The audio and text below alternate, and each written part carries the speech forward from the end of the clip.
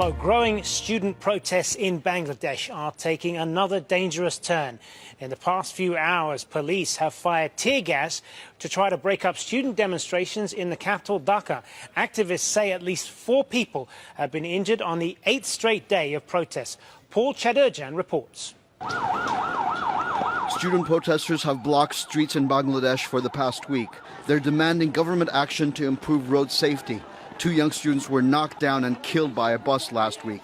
Traffic accidents kill at least 7,000 Bangladeshis every year.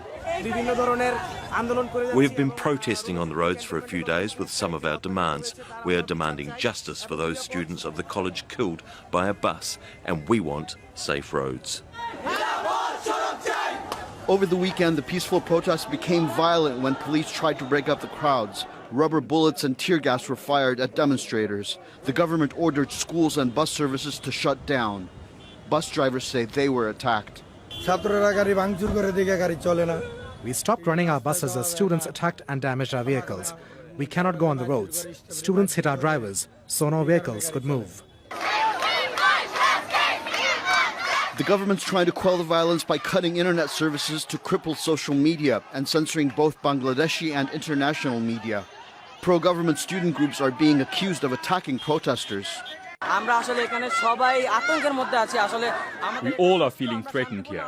We wanted a peaceful protest. We don't want any trouble occurring around here. Yet rubber bullets were shot on our brothers at Mirpur neighborhood. They were dispersed. We don't want all this. Demonstrators were further incensed by a government minister who questioned why there was uproar about 2 deaths in Bangladesh and a lack of anger about 33 dead in a bus crash in India the previous day. Government leaders say they're going to implement the students' demands for improved road safety. But more protests are feared as both the ruling and opposition parties campaign for elections due in December. Paul Chadurjan, Aljazeera. Well, let's look at why road safety is such a sensitive issue in Bangladesh. More than 25,000 people have been killed on its roads in the past 3.5 years. That's 20 people a day dying, and more than 62,000 have been injured on the roads. Well, joining us now via Skype from Dhaka is Shahidul Alam. He is a photographer and social activist. So as we've been saying, these protests were sparked by 2 teens who were killed in a road accident. But is this all about road safety, or is there something larger going on here? Very much larger. This has been going on for a very, very long time. It's an unelected government, so they do not really have a mandate to rule, but they've been clinging on by brute force. The looting of the banks, the gagging of the media. You mentioned just now that mobile internet is currently switched off. The extrajudicial killings, the disappearances, the need to give protection money at all levels, bribery at all levels, corruption in education. It's a never-ending list. It's been huge. So it really is that pent-up energy, emotion, anger that has been let loose. This particular incident, sad as it is, was really the valve that allowed things to go through. Very recently, there was another very big protest about the quota, because the quota system is rigged in such a way that only people close to the party in power get government jobs, and there is a disproportionate amount of jobs going to them. So ordinary people protested. That was very brutally brought down. Under pressure, the Prime Minister offered reforms, but then reneged on that. So this time, that's also part of the reason. So this time, when the students did go on protest, again, it went to a situation where they could not control it. And the Prime Minister has promised that she will cede to the demands. But of course, people no longer believe. She has no credibility. She's made promises before. It's not been accepted. So now they don't do it. But I think what we need to look at is what's happening in the street today. The police specifically asked for help from these armed goons to combat unarmed students demanding safe roads. I mean, how ridiculous is that? Today, I was in the streets.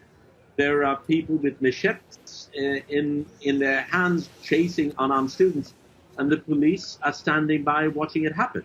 In some cases, they're actually helping it out. I mean, I've been under this morning there was tear gassing, and I saw the police ganging up, trying to catch these unarmed students, whereas these armed goons who are going out wielding sticks and machetes are walking past, and they're just standing by.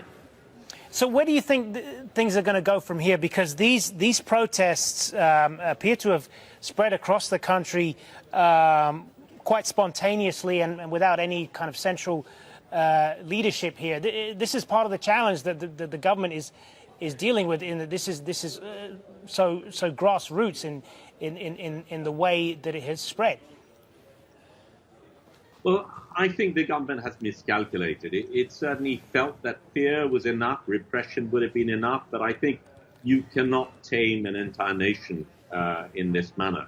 And they, of course, are approaching elections. So the nearer it gets to elections, the more sensitive they are. They know if there is a fair and free election, they will lose. But they haven't got an exit plan because they've misruled for so long that if they do lose, they will be torn apart. So they have to hang on by any means, and that's exactly what they're doing. They are clinging on using the entire might of the system plus the armed goons at their disposal. Good to speak with you. Shahidul Alam joining us there from Dhaka. Well, our correspondent Tanveer Chowdhury joins us now from Dhaka. So Tanveer, update us with what's happening there at the moment. Well, a very volatile and tense situation in the city right now. We have reports of clashes in Farmgate, in Jigat. Huge procession of students were coming from Dhanmondi towards a place called Elephant Road. Now, they were stopped by the police and were confronted by the supporters of ruling party. This was last about like 15 minutes ago. Now, there was a clash in the area of Dhanmondi between police and the pro-government supporters. At least 5 journalists were injured. They were beaten up. Among them were AP photojournalists and others were from the local media. Now, even on yesterday, during the clash, at least 6 journalists were beaten up, including a female journalist from the leading English daily, the Daily Star. She was even molested, according to the newspaper report. This is making the journalists very scared, because they're there to do their job and they're getting beaten up in front of the police by what they say is a ruling party supporter. We have no way to confirm that.